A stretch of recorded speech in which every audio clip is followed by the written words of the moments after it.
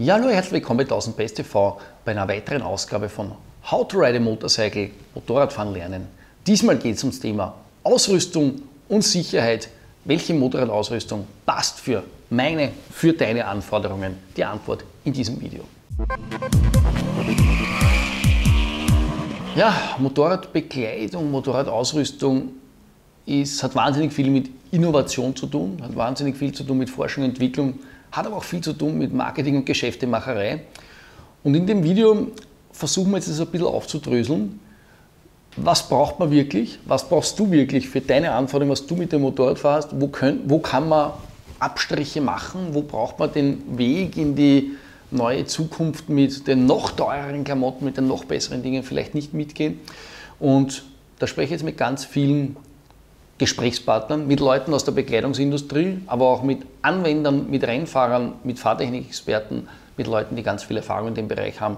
Und wenn wir dann die ganzen Informationen haben, sind hoffentlich für euch die Antworten dabei, wirklich, was brauchst du für deine Motorradanwendung, für Motorradausrüstung. Und ich hoffe, das passt für euch.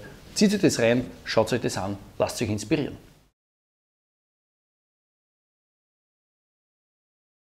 Also Leder oder Textil ist natürlich immer die Frage. Den besten Schutz, das geht auch aus allen Untersuchungen hervor, bietet natürlich Leder. Und man braucht nur im Motorradrennsport schauen, Rundstreckenrennen, die fahren natürlich mit Leder, weil das hat halt den höchsten Abriebwert.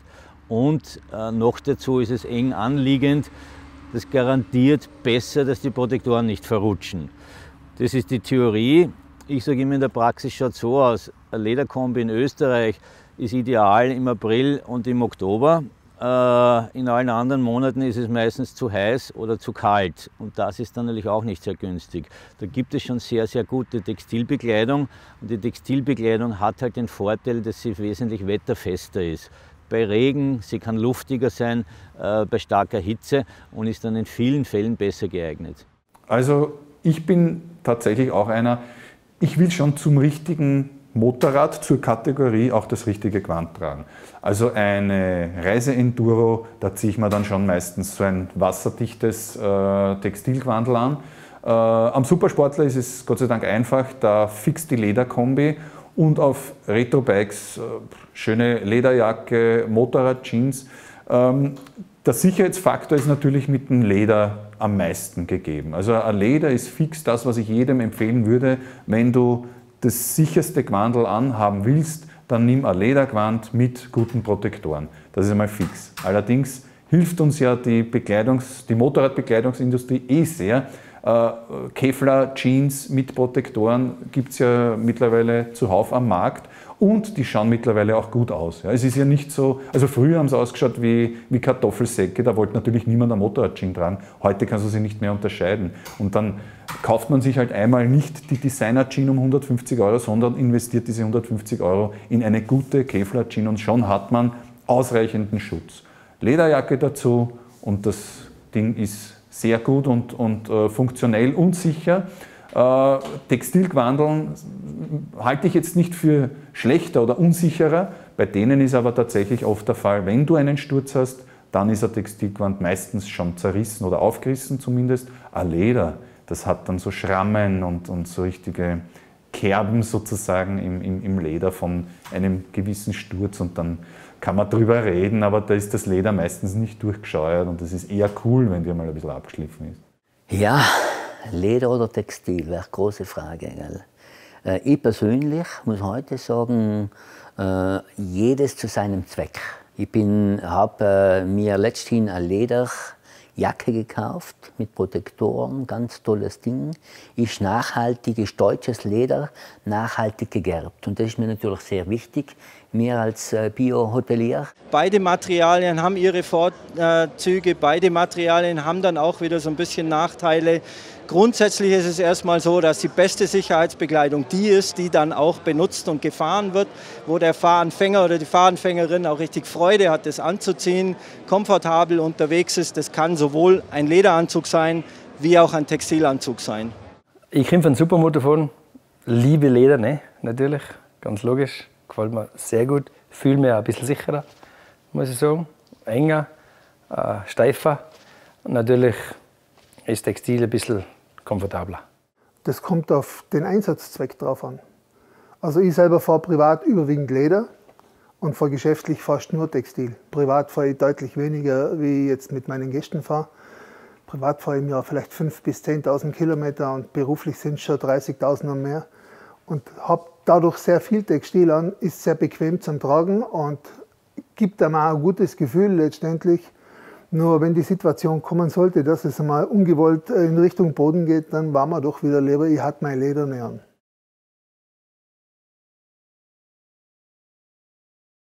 Generell ist es meiner Meinung nach tatsächlich so, es ist am besten, wenn man so mit einer Lederpanier fährt.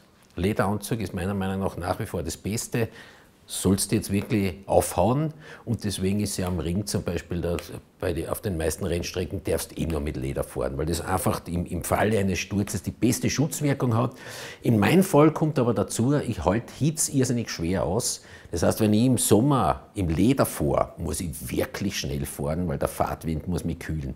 Und wenn mich der Fahrtwind nicht kühlt, dann ist mir viel zu heiß in diesem Leder und dann, glaube ich, leidet die Konzentration, dann leidet die Koordination. Dann bin ich eigentlich schon am Eck, einfach aus der Hitze heraus, so quasi, ich bin jetzt da in der Sauna, bin eh schon am Limit und kann dort, wie soll ich jetzt sagen, meine Koordination gar nicht mehr ausspüren, weil ich echt schon erledigt bin. Ich würde aber sagen, je schlechter man fährt, und da ist halt ganz wichtig, dass man sich selber relativ seriös beurteilt, je schlechter man fährt, desto besser soll man sich anziehen.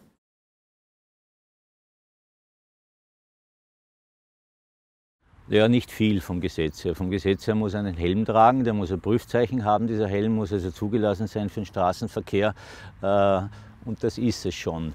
Was das Gesetz betrifft, es gibt da in Österreich und auch in Deutschland allerdings in den letzten 2 Jahren auch Urteile, das sind aber zivilrechtliche Sachen, wo der Motorradfahrer weniger Schmerzensgeld erhalten hat bei einem Unfall, an dem er nicht schuld ist, weil er keine ausreichende Schutzkleidung trug.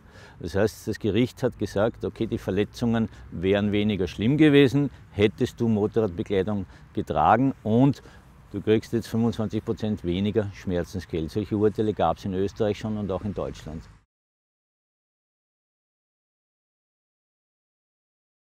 Ja, ausreichende Motorradschutzkleidung oder was man empfehlen muss, und zwar dringend empfehlen muss, ist zum einen einmal Handschuhe. Also ich kann mich nicht erinnern, dass ich je 1 Meter ohne Handschuhe gefahren bin. Der Grund ist ganz einfach, bei jedem leichten Sturz oder Umfaller greift man im Reflex als erster mit den Händen runter und stützt sich ab. Und das sind natürlich schwere Handverletzungen.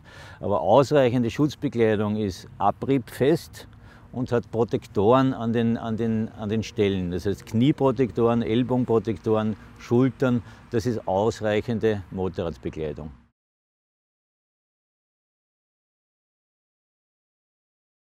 Zunächst geht es mal bei der Motorradbekleidung um 3 wesentliche Dinge.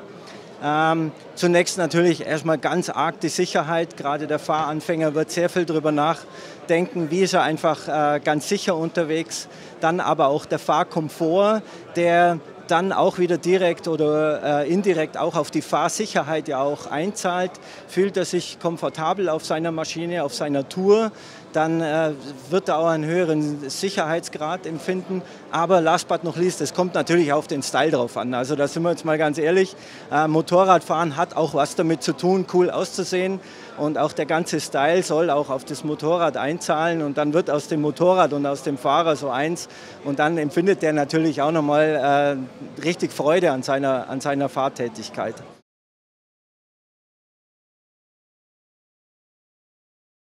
Beim Leder einfach reingreifen, anziehen, dran riechen, riecht es gut, ist es ein natürlicher Geruch oder riecht es sehr chemisch? Wie stark ist das Leder, was ist das für eine Haut? Eine ordentliche Lederhaut hat schon mal 1,2, 1,4 mm, ist dann vielleicht auch ein bisschen schwer, kann schon auch mal als Nachteil empfunden werden, aber schützt im Falle eines Sturzes einfach ganz, ganz toll.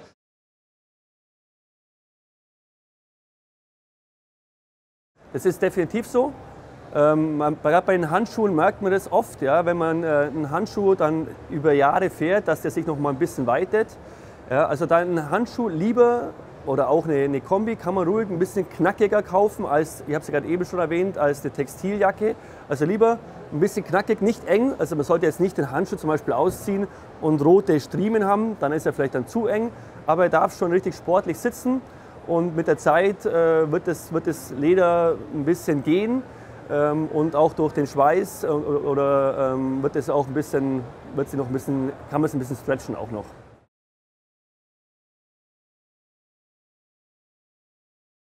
Aber natürlich gibt es auch so ein paar Nachteile, wo ich auch sehr gern drauf eingehen will. Von vielen Fahrern wird das Leder oftmals auch ein bisschen als schwer empfunden. Und es kommt natürlich auch bei der Wasserdichtigkeit, kommt Leder dann auch mal schnell an die Grenze. Wenn Leder sehr gut verarbeitet ist, auch vor allem wenn es dann auch sehr gut gepflegt ist im Gebrauch, dann hält Leder grundsätzlich schon mal auch einen ordentlichen Schauer aus. Man kann noch mal schnell über den Pass noch mal drüber fahren, auch wenn es dann mal kurz schüttet. Aber auf Dauer ist einfach Leder jetzt mal grundsätzlich eigentlich nicht so dicht.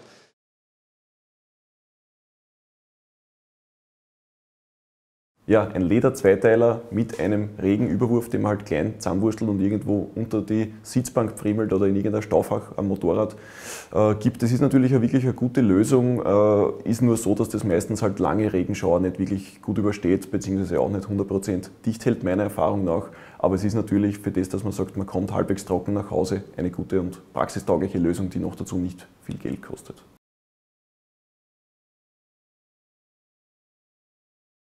Es ist tatsächlich für mich, weil ich aber auch jemand bin, der extrem oft in den Regen kommt. Ich weiß nicht, warum das so ist, aber ich werde immer eingeschifft, wie man bei uns so schön sagt.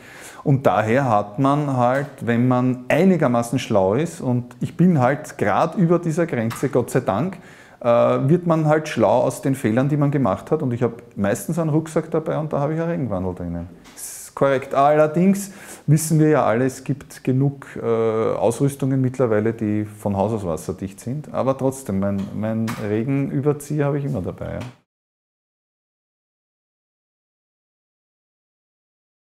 Leder ist, wie du gesagt hast, das sicherste, weil wenn sie gut geschnitten ist und wirklich genau passt, dass ihr Körper betont der Sitz ist, stimmen die Protektoren ganz genau mit Ellenbogen, Knie, Schultern, Hüften überein. Und aufgrund von den straffen Sitz des Leders wird auch bei einem Sturz die Wahrscheinlichkeit sehr, sehr gering sein, dass sich der Protektor verschiebt, weil es sich nicht verdrehen kann. Diese Gefahr besteht beim Textil, ist aber in den letzten Jahren wesentlich besser geworden, weil wenn man heute ich habe zum Beispiel beim Stadler eine Teilmaßanfertigung von der Hose. Die Hose hat man von der Stange, die 102er, was ich ans Standardgröße habe, nicht genau gepasst. Und da wurden nachher kleine Veränderungen gemacht, dass wieder der Sitz für die Protektoren in der Länge, für die Knie, Hüften und bei der Jacke hat die 102er, diese Größe, von der Stange gepasst, also der Oberkörper passt genau. Und da die Sitznah, für das, dass ich sehr schlank bin, die Ärmel trotzdem schlank geschnitten sind, dass eben nicht für mich der Ärmel sich stark verdrehen kann.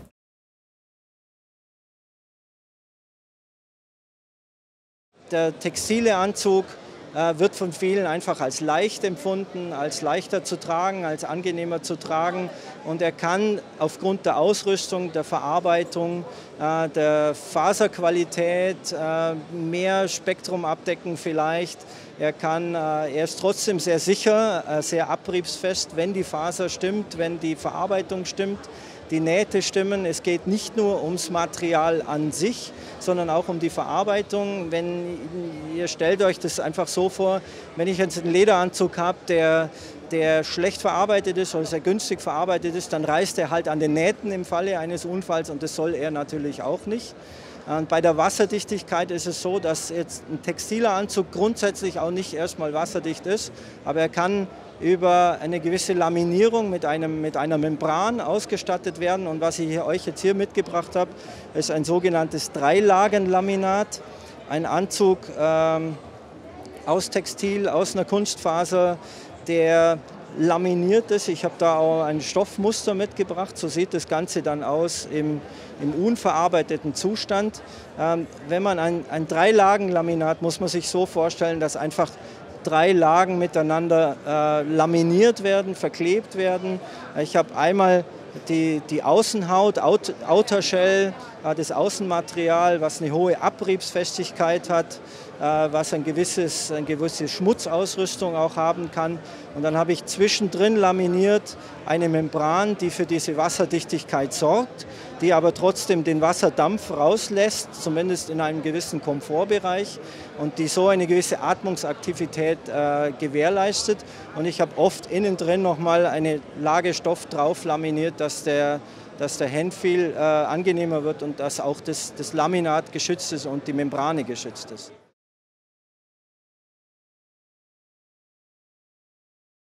Ja, der Sitz ist es um und auf eigentlich. Wie besser die Bekleidung am Körper sitzt, je weniger besteht die Gefahr, dass dann durch einen Sturz, wo man auf dem Asphalt rutscht, dass sich dann das Hosenbein von mir aus verdrängen kann und das Knie ohne Protektor ist.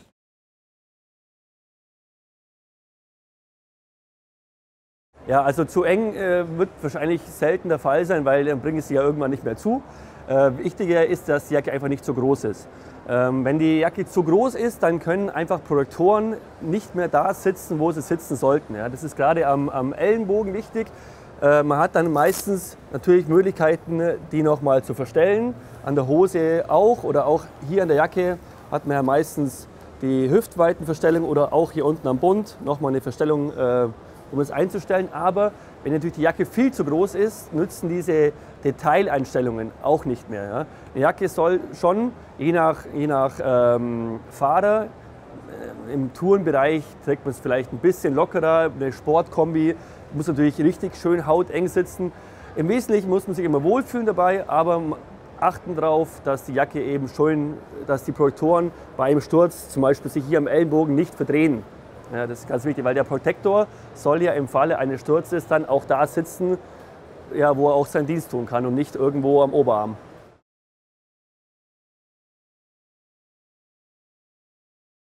Da hast du dann wieder Textil natürlich die halbe Miete. Da hast du sehr viele Systemkleidung der namhaften Hersteller, wo ich jetzt keinen nennen will, aber da haben wir schon, ich habe letzte Woche zum Beispiel bei einer Tour von 3 Grad über 0 bis 24 Grad gehabt, also über 20 Grad Temperaturdifferenz, um da morgens nicht halb zu erfrieren und abends dann oder am späten Nachmittag nicht zu schwitzen. Da ist dann bei der Ledernen nur die Möglichkeit, dass man zur Überhaut greift. Oder man nimmt dann halt einmal, sagen wir mal, den Regenkombi als Windstopper oder so. Bei der Textil hast du meistens noch ein Inlet oder du kannst irgendeine Innenjacke rausnehmen oder teilweise kannst du was drüber ziehen. Da gibt es ja Systeme zuhauf. Durchlüftbar, überall irgendwelche Vorteile, die man temperaturmäßig so sehr gut nutzen kann.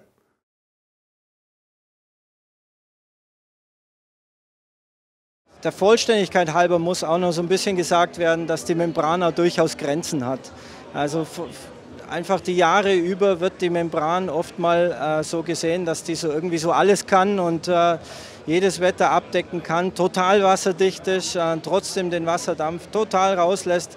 Die Membranhersteller sagen das natürlich auch ganz schnell. Grundsätzlich stimmt es auch, aber die Membran hat einfach ihre Grenzen, und zwar Belastungsgrenzen.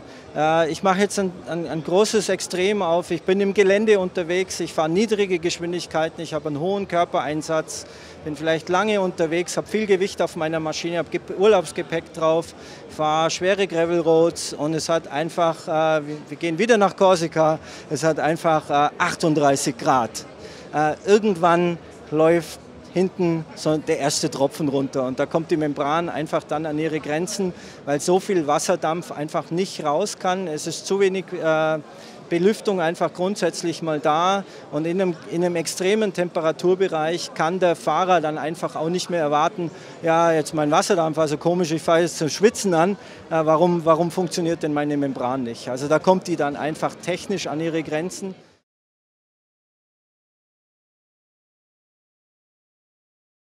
Also ein Z-Liner ist natürlich immer günstiger als ein 3-Lagen-Laminat, aber der große Vorteil bei einem 3-Lagen-Laminat ist, dass es einfach eine kompaktere Bauart hat, besser am Körper sitzt meiner Meinung nach und natürlich auch nicht zuletzt das sicherste und dichteste im Regen sozusagen auch ist.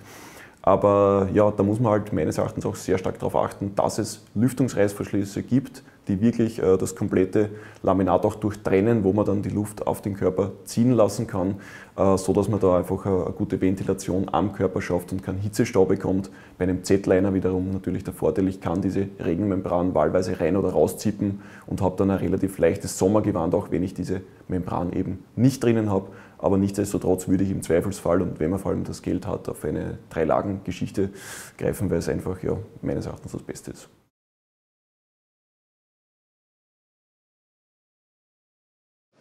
Das Ganze wird von vielen oder von manchen auch vielleicht mal als relativ steif und schwer empfunden. Der Anzug hat ein gewisses Gewicht, vor allem kommen durch die Verarbeitung ja auch Nähte dazu. Das heißt, das Material, das hier relativ leicht rüberkommt, wird durch die Verarbeitung, natürlich durch die konstruktiven Verarbeitung, wird da draußen ein relativ schwerer und etwas steiferer Anzug. Ich fahre den selber. Ich empfinde es eigentlich sehr angenehm. Also wenn man in schwerem Wetter fährt, wenn man wirklich sagt, ich gehe jetzt noch mal im Herbst auf eine Reise oder ich fahre wirklich lange Strecken bei schwierigem Wetter, wenn es kalt ist, dann ist so ein durchaus schwererer Anzug echt eine sehr, sehr angenehme Sache.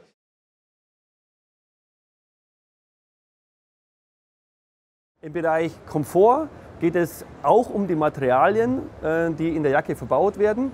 Da ist eigentlich ein großer Qualitätsmerkmal ist die Membrane von Gore-Tex, die einfach eine sehr hohe Atmungsaktivität bringt bei gleichzeitig sehr langer, dauerhaftiger Wasserdichtigkeit. Und natürlich auch, wie die Membrane in einer Jacke verbaut ist. Ja, es gibt dann hier Systeme wie bei dieser Jacke hier, wo man die Membrane herausnehmen kann, die man auch dann separat noch tragen kann, also, oder auch über die Jacke drüber ziehen kann. Das ist natürlich ein vielseitiger Nutzen, der viele Vorteile bringt, aber eben auch dann den einen Euro mehr kostet. Oder ich habe hier eine Jacke, die ist immer wasserdicht. Da ist quasi, das ist Laminat, bei Gore nennt sie das Pro-Gel.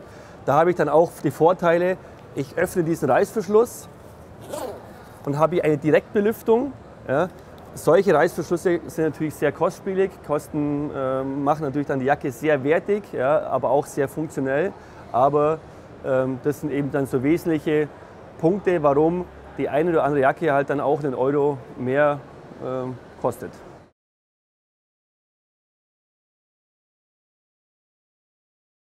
Ich komme aus der Bergsteigerszene. Wir sind früher mit den Motorrädern zum Klettern gefahren in Dolomiten nicht? Und kennen das natürlich mit kalt und warm mehr als genug. Und deshalb weiß ich, da gilt das gleiche Prinzip Zwiebel. Schale für Schale. Nicht?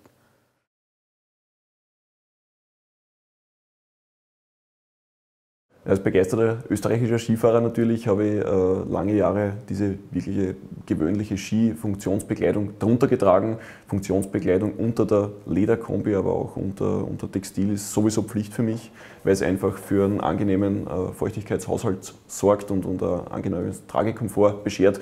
Und nicht zuletzt bei der Lederkombi hat es auch den Vorteil, man kommt viel leichter rein und raus aus dem Leder dann, wenn es verschwitzt ist einmal, weil es dann auf der Haut nicht klebt, sondern besser gleitet am Körper. Und ja, ich denke, das ist eine der billigsten und besten Tuning-Maßnahmen, die es so gibt. Natürlich haben auch Spezialhersteller am Motorradmarkt wie die Marke Six oder wie X-Bionic, die da speziell eben für den Motorradfahrer angepasste Unterwäsche produzieren. Aber ja, sind wir uns ehrlich, Skiunterwäsche tut es meistens auch.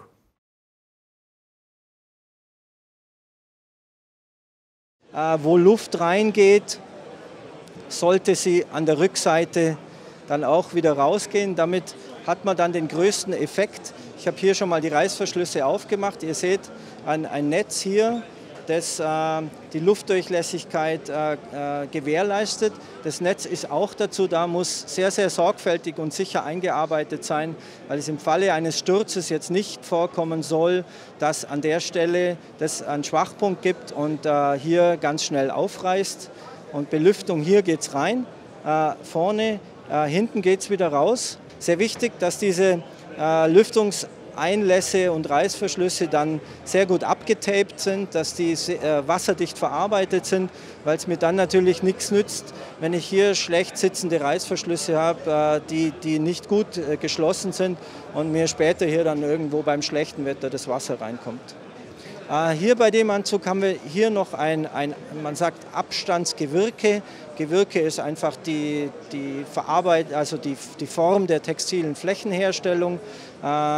Dieses Material macht einen gewissen Abstand vom Rücken auf die Membran, auf den Protektor hinten drin. Und hier ist einfach gewährleistet, dass ich noch einen gewissen eine Luftzirkulation habe, einen Luftzug, der hier durchgeht und der mir einfach nochmal einen sehr, sehr viel höheren Komfort im Fahrbetrieb ermöglicht. Ja, bei dem Thema Motorradbekleidung, so ein Video zu machen mit so einer umfangreichen Beratung, war für uns die schwierigste Aufgabe in dieser 20-teiligen Serie, weil es so vielfältig ist, dass wir alleine dafür eine 20-teilige Serie brauchen. Was wir schon hoffentlich rübergebracht haben, ist, dass man da ein bisschen zum Nachdenken anregt und vielleicht ein bisschen den Horizont erweitert, weil sich das Thema Bekleidung halt auch immer weiterentwickelt.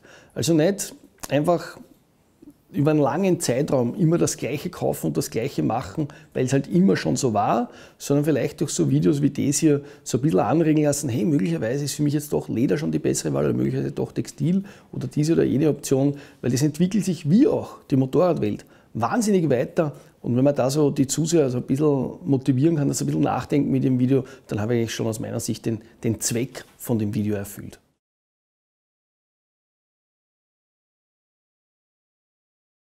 Sicherheit geht natürlich viel über die Auswahl der Projektoren.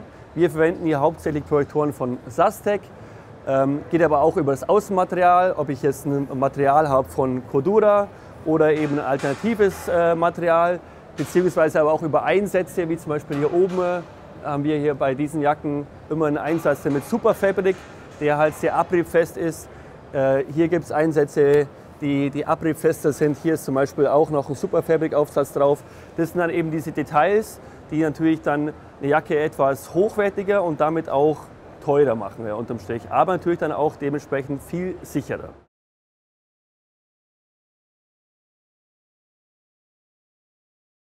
Es gibt verschiedene Gründe, warum das so ist. Meiner Meinung nach ist ein großer Aspekt die Ausbildung. In den USA kriegst du deinen Führerschein, du zahlst deine $30 oder wie viel es ist, oder wenn es hochkommt, vielleicht $70 und du gehst zur Führerscheinstelle, machst den theoretischen Test, machst einen kurzen Fahrtest, wo du so einen Lollipop entlang fahren musst und dann hast du deinen Führerschein, das war's. In der Schule hast du keine Erziehung darüber, du hast keine Kampagnen, die wirklich zeigen, hey, trage Schutzkleidung, um dich selbst zu schützen. Und in Europa denken wir viel vorausschauender. Da denkst du dir, hey, ich will mein Gesicht und meinen Kopf behalten, weil ich damit bestimmte Tätigkeiten ausführen muss in der Zukunft. Und dann denkst du dir, okay, vielleicht sollte ich einen Helm tragen. Und die Amerikaner sind eher so, dass sie nur im Heute leben und sich denken, ja, es ist mir überlassen, ob ich einen Helm trage und Freedom und alles, warum sollte ich dann einen Helm tragen? Wenn es nicht die Pflicht ist, ja, dann sowieso nicht. Und das ist hier schon es ist in den USA schon eine ganz andere Mentalität und das erlebe ich hier andauernd. In Texas war ich und da ist auch keine Helmpflicht und da ist die Pflicht, dass du Augenschutz tragen musst. Und was machen die da? Die tragen dann eine Brille, wo sie die Gläser rausnehmen, weil es ist ja nur die Pflicht, dass du Augenschutz trägst. Aber es hat ja niemand gesagt, dass ich auch Gläser reintun muss. Und da denkst du dir so, Leute, was ist los mit euch? Also das ist halt wirklich ein großer Unterschied. Die Amerikaner legen so einen hohen Wert auf ihre Freiheit und die sehen, sobald eine Vorschrift da ist, sehen sie das als eine Gefährdung ihrer Freiheit und sind dann schon mal prinzipiell dagegen und sagen, nee, wollen wir nicht. Und da müsste hier echt viel passieren und auch Vorbilder, die sagen, hey, macht es für euch, tragt die Schutzkleidung für euch und nicht für irgendjemand anders, aber ihr wollt euer schönes Gesicht bewahren oder nicht überall Narben haben, dann zieht doch einfach die leibernde Kleidung, die es heutzutage für Motorradfahrer gibt, an.